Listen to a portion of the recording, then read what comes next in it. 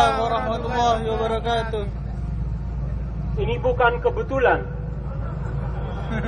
berkumpulnya saudara-saudara kita ini yang mulia ini di kota yang begitu mulia, di tanggal pula yang begitu mulia, yaitu peringatan 17 Agustus, Hari Kemerdekaan Indonesia, dan hari dinyatakannya Republik ini sebagai pelaku aktif untuk ikut serta dalam ketertiban dunia yang berdasarkan keadilan.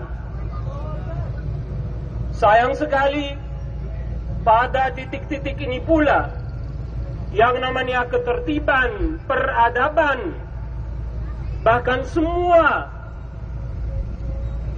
kelima butir Pancasila yang diyakini bangsa Indonesia sebagai dasar kemanusiaan yang adil dan beradab, nilai ketuhanan, nilai peradaban, nilai persatuan, nilai permusyawaratan,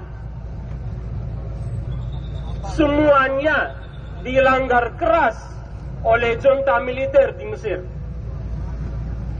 Izinkan saya hanya ada beberapa pesan yang saya mau sampaikan. Yang pertama, perasaan terima kasih yang sangat mendalam kepada saudara-saudara semua yang di terik matahari datang ke sini meluangkan waktu. Saya berterima kasih banyak. Yang kedua, mohon dimengerti betul bahwa sebagian besar dari apa yang terjadi ini adalah perselisihan dalam cara kita mendustakan atau membenarkan sebuah kejadian.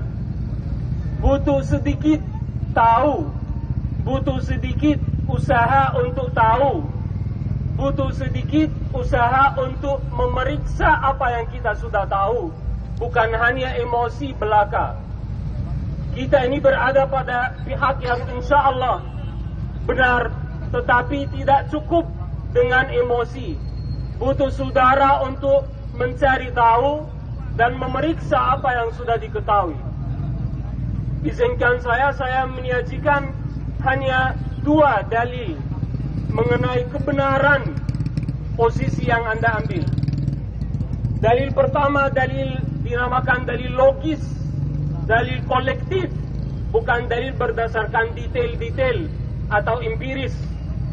Dalil pertama yang logis, bahwa rezim Mubarak yang sudah runtuh 2 tahun lebih yang lalu kembali dengan semua figur-figurnya, baik di militer maupun sipil. Silakan cari tahu sedikit, lelahkan diri sedikit, coba cari anggota kabinet yang ada sekarang, cari provinsi 33 provinsi di Mesir, gubernurnya siapa. Anda akan dapati semua sekali lagi, semua figur, semua tokoh rezim Mubarak, yang baik yang korupsi, baik yang kena kasus pelanggaran HAM berat, sudah kembali lagi. Itu dalil yang pertama, dalil kolektif, tidak bisa diragukan. Dalil kedua mengenai fakta-fakta yang dinamakan dalil empiris. Silakan jangan cari sumber dari Mesir saja, cari sumber dari Associated Press, dari The Guardian, dari semua wartawan-wartawan yang terbunuh kemarin, wartawan asing, bukan beragama Islam, bukan berkebangsaan Arab. Semua kesaksian dari Associated Press, dari The Guardian, dari The Washington Post, dari CNN. Tolong lelahkan diri sedikit, cari tahu fakta empiris bagaimana kesaksian-kesaksian mereka yang tentang kejadian yang sangat mengenaskan.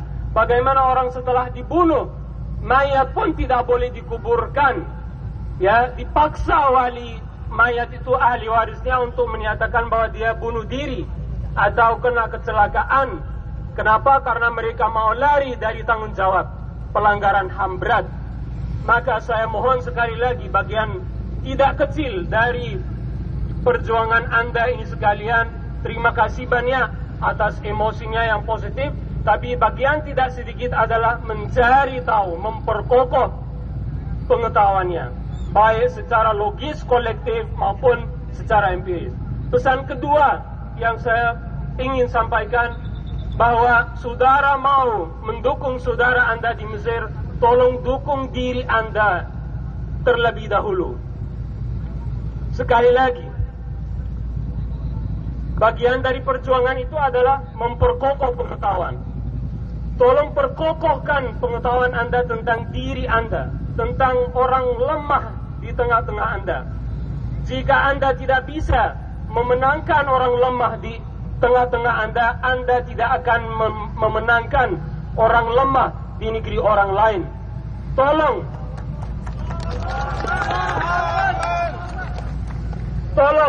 menangkan diri Anda atas syaitan Anda, atas nafsu Anda, atas hawa Anda. Menangkan rumusan keadilan dan kesejahteraan dan persatuan dan saling mengerti di Indonesia ini atas rumusan perpecahan, tidak mau mengerti, tidak mau mendengarkan di negeri ini. Kalau Anda tidak bisa melakukan ini di negeri Anda, mohon maaf, lebih baik jangan menjadi beban. Mohon maaf sekali lagi atas orang lain. Tolong ketahuilah bahwa rumusan ketahanan Anda hanya dua: persatuan di dalam dan kekuatan dan fleksibilitas dari luar. Jika Anda tidak ulet dari dalam, lupakan Anda punya kekuatan dari luar untuk mendukung orang lain. Terakhir, pesan saya mohon agar ada terbentuknya sebuah jejaring antar Anda di seluruh Indonesia, dibentuk untuk mengarahkan aksi Anda ini ke Jakarta, ke Kedutaan Besar Mesir di Jakarta. 33 provinsi di Indonesia. Apakah nggak ada dari setiap provinsi 500 orang saja? 15.000 orang harus ada di depan Kedutaan Besar Mesir menuntut agar Duta Besar Mesir, Duta Besar pelanggaran HAM berat dikeluarkan, diusir dari Indonesia. Tidak kurang dari itu yang bisa mengembalikan harga diri manusia yang sudah diinjak-injak oleh junta militer yang haus rakus akan kekuasaan. Mohon maaf, ada satu pesan terakhir mengenai sebenarnya apa yang sedang terjadi. Lagi-lagi ini membawa saya ke poin pertama, lelahkan diri Anda untuk mengetahui dan memeriksa pengetahuan Anda. Tolong jangan pisahkan apa yang terjadi di Mesir dari apa yang terjadi di Irak dulu sejak tahun 91. Ketika Irak diobok-obok untuk masuk Kuwait, lalu tentara Amerika semua dan tentara koalisi datang ke timur, yang dinamakan Timur Tengah. Jangan dipisahkan hal ini dengan yang terjadi di Irak selanjutnya, yang terjadi di Syria, yang terjadi di Libya, di Tunisia. Saudara-saudaraku, paling tidak ada beberapa hal yang saudara harus mengetahuinya, karena saya mulai lihat tanda-tanda itu juga ada di Indonesia. Saya khawatir. Ya, pertama, yang namanya kekuatan kapitalis yang tidak menirukan kepada keadilan, kepada kemanusiaan, itu sedang berada dalam krisis berat. Adanya kapitalis, pusat-pusat kapitalis di Eropa dan Amerika dalam krisis berat, haus akan modal, mengarah ke perpecahan sosial di masyarakat-masyarakat barat, sehingga mereka mengekspor konflik mereka ini ke negara-negara lain. Ini dalam ilmu keseimbangan namanya entropi. Entropi itu adalah kebocoran panas dari bagian yang terlalu panas ke bagian yang dingin. Mereka tidak bisa hidup lagi tanpa musuh. Mereka mencari musuh agar masyarakat mereka tidak pecah. Jika Anda menelaah angka kriminalitas, angka kecanduan narkoba, angka kejahatan di negeri-negeri seperti Amerika Serikat, Inggris, Prancis, apalagi dengan pengangguran, semua itu mengerakkan mereka untuk mencari musuh di luar perbatasan mereka. Sehingga tolong jangan dipahami bahwa apa yang terjadi di Mesir itu hanya semata-mata dua kubu yang bertikai. Tidak. Itu adalah tangan asing yang saya juga bisa mencium baunya di Indonesia. Maka saya mohon dengan sangat, kokohkan diri Anda dari dalam terlebih dahulu sebelum mencoba untuk membantu orang lain. Yang kedua, saudaraku, dari kacamata keislaman, yang sedang terjadi itu adalah proses pengujian, penyaringan menjelang hari kiamat. Menjelang hari kiamat terjadi akselerasi dalam cobaan. Kenapa? Karena ajal dunia ini mulai dekat. Harus dipisahkan antara manusia baik dan manusia buruk. Maka yang sedang terjadi di Mesir dan di semua negara-negara itu adalah percepatan, akselerasi cobaan untuk memisahkan antara orang baik dan orang tidak baik.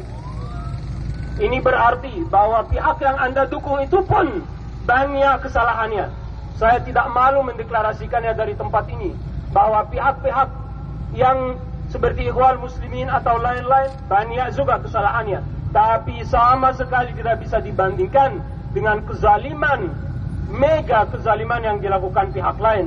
Tapi itulah proses percobaan, proses penyaringan yang kita harus sadari.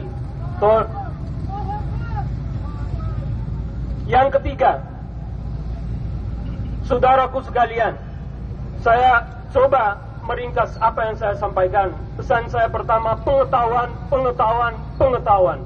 Tolong kukuhkan diri Anda untuk mengetahui tentang diri Anda dan saudara Anda yang lain. Yang kedua, tolong sadari konteks secara keseluruhan. Dan coba tengok tanda-tanda konteks itu di dalam Indonesia sendiri. Dan coba bersihkan Indonesia dari tangan-tangan asing yang mulai main di mana-mana. Kukuhkan persaudaraan Anda, kukuhkan persatuan Anda. Insya Allah, jika Indonesia kuat, Mesir juga kuat. Jika Indonesia lemah, Mesir tambah lemah. Sekali lagi, terima kasih banyak. Wassalamualaikum warahmatullahi wabarakatuh. Waalaikumsalam warahmatullahi wabarakatuh. Matur nuwun sangat dumateng Pak Abdul Muin.